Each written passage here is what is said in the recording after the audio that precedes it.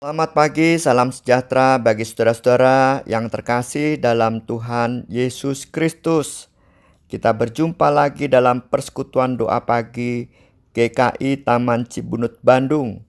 Hari Selasa, tanggal 3 Mei 2022. Saya berharap kita semua dalam keadaan yang sehat, penuh semangat dan tidak pernah kehilangan akal atau sedikit pun waktu untuk merasakan bahagia. Sebab Tuhan Yesus Kristus sendirilah yang senantiasa menyertai kehidupan kita. By the way, anyway, way, di mana nih saudara-saudara sekalian berada? Apakah masih di Bandung atau sudah ada di kampung halaman ikut-ikutan mudik?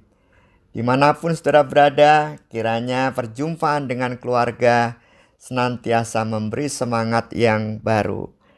Mari saudara kita awali persekutuan doa pagi kita dengan bernyanyi dari pujian PKJ 293, Perubahan Besar di Kehidupanku.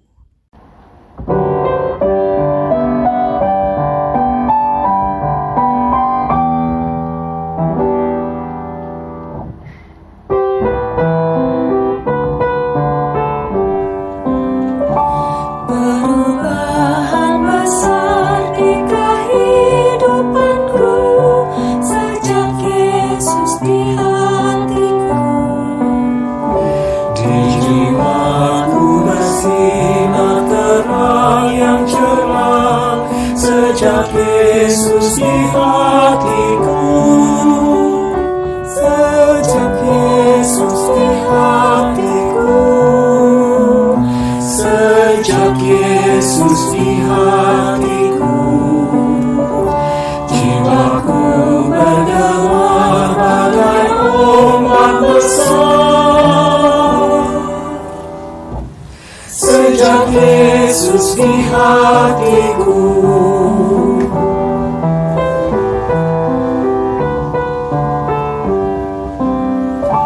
aku tobat kembali ke jalan benar. Sejak Yesus di hatiku, dan dosaku dihapus, jiwaku segar. Sejak Yesus di hatiku, sejak Yesus di hatiku, sejak Yesus di hatiku, jiwaku bergemar bagai ombak besar.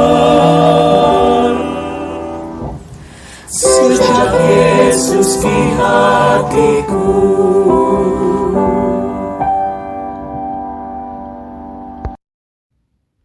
Mari kita bersatu di dalam doa. Tuhan, kami bersyukur Engkau memberi kekuatan kepada kami hari ini, dan kami bersyukur juga kami dapat mengikuti doa pagi pada hari ini.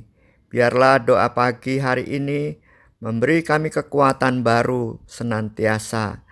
Pimpinlah kami mendengarkan firman-Mu, dan juga jadikanlah kami bagian dari cara Tuhan memberikan perhatian dan kekuatan bagi saudara-saudara kami melalui doa syafaat kami.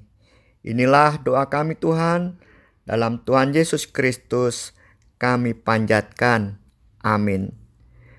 Saudara-saudara yang terkasih dalam Tuhan Yesus Kristus, tema persekutuan doa pagi kita hari ini adalah hidupku diubahnya. Firman Tuhan yang akan kita baca dari Kisah Para Rasul 9 ayat 17 sampai 20. Lalu pergilah Ananias ke situ dan masuk ke rumah itu. Ia menumpangkan tangannya ke atas Saulus, katanya, "Saulus saudaraku, Tuhan Yesus yang telah menampakkan diri kepadamu di jalan yang engkau lalui telah menyuruh aku kepadamu, supaya engkau dapat melihat lagi dan penuh dengan Roh Kudus." Dan seketika itu juga seolah-olah selaput gugur dari matanya, sehingga ia dapat melihat lagi. Ia bangun lalu dibaptis. Dan setelah ia makan, pulihlah kekuatannya. Saulus tinggal beberapa hari bersama-sama dengan murid-murid di Damsyik. Ketika itu juga ia memberitakan Yesus di rumah-rumah ibadat dan menyatakan bahwa Yesus adalah Anak Allah. Saudara-saudara yang terkasih dalam Tuhan Yesus Kristus, ada seorang bernama Tokichi Ishii. Ia dikenal sebagai seorang pembunuh berdarah dingin di Tokyo. Penjahat ini akhirnya tertangkap dan dipenjarakan selama kira-kira 27 tahun. Adalah dua orang misionaris wanita berkebangsaan Kanada yang coba berbicara dengannya dari balik jeruji besi penjara. Berulang-ulang, kedua wanita itu mencoba menjalin komunikasi dengan Tokichi Ishii. Alih-alih mau berbicara dan mendengar, tatapan mata Ishii bak binatang buas yang siap menerkam mangsanya.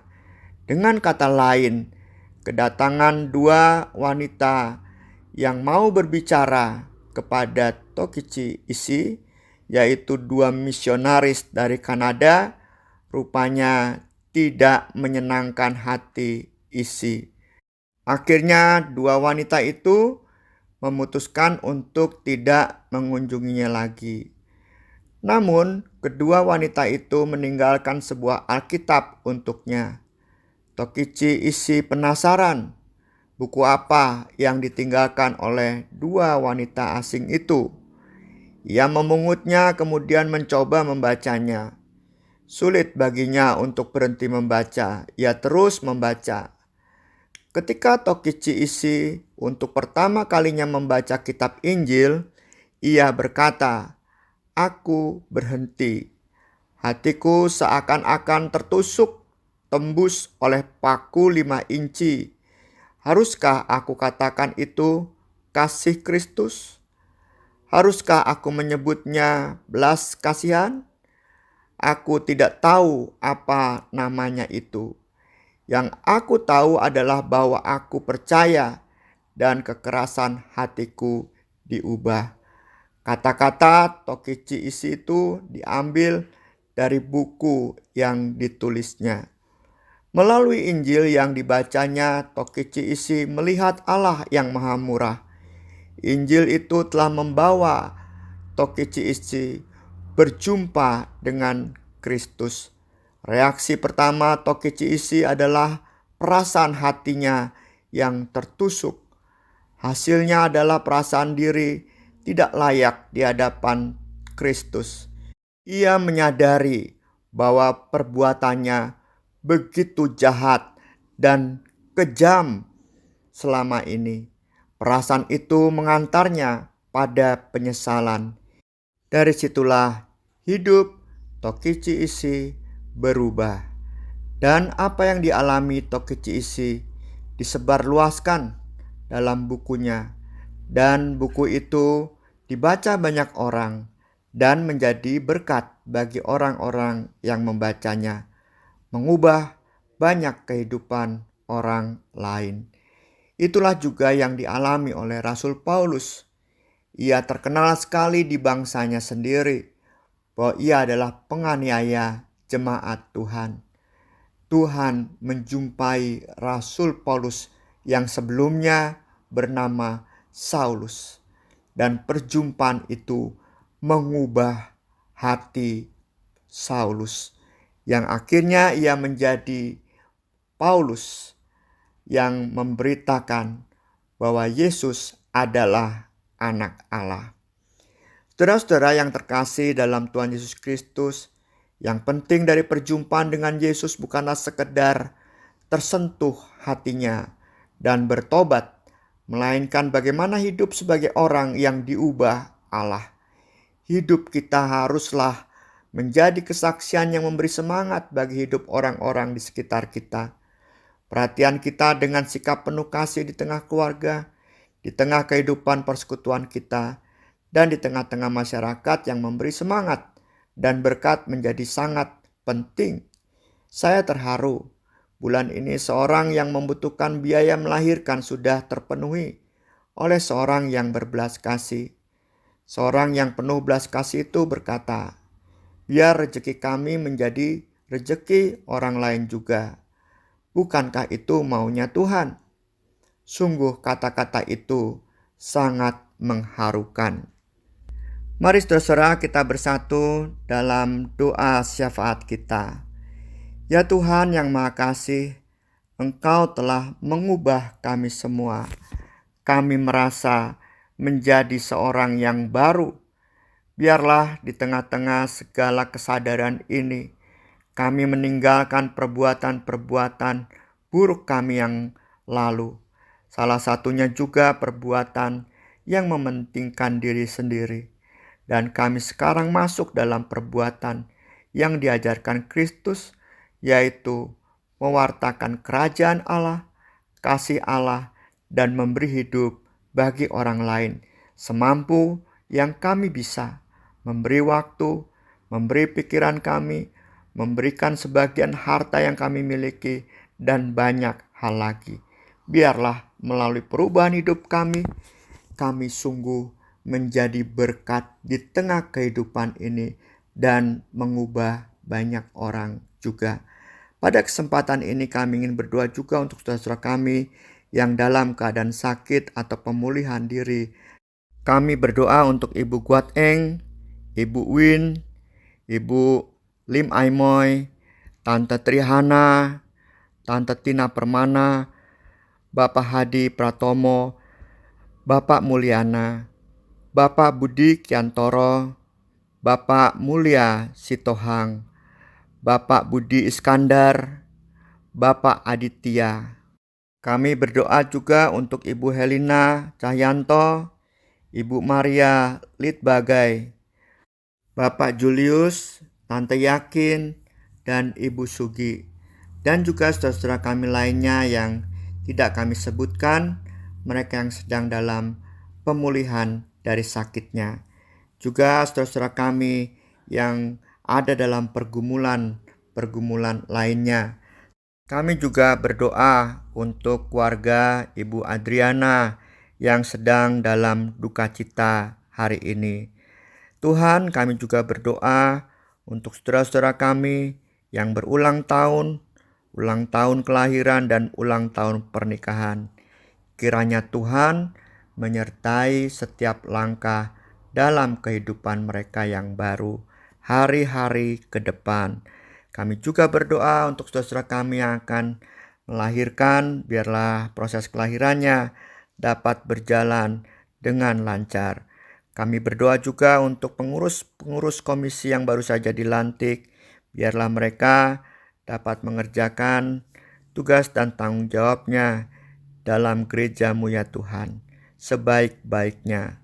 Kami juga berdoa untuk anak-anak kami yang akan menghadapi ujian, biarlah mereka dapat mempersiapkan diri dengan baik dan bertanggung jawab. Kami juga berdoa untuk saudara-saudara kami yang mudik, yang saat ini dalam perjalanan atau sudah berjumpa dengan orang-orang yang dikasihi. Sempurnakanlah sukacita mereka ya Tuhan. Kami juga berdoa untuk pemimpin-pemimpin bangsa dan situasi hidup bersama di Indonesia. Biarlah Tuhan berkati, kami bisa membangun kehidupan bersama dengan baik.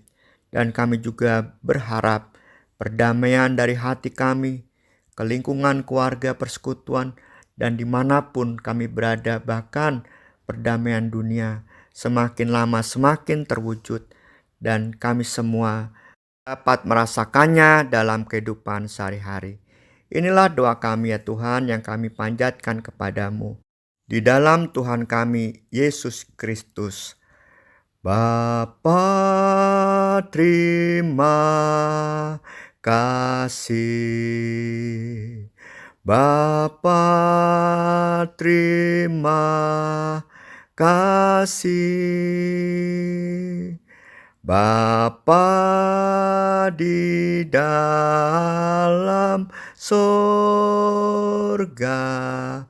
ku beri Terima kasih. Amin. Saudara-saudara, selamat melakukan aktivitas kehidupan kita hari ini. Tuhan memberkati kita selalu. Amin.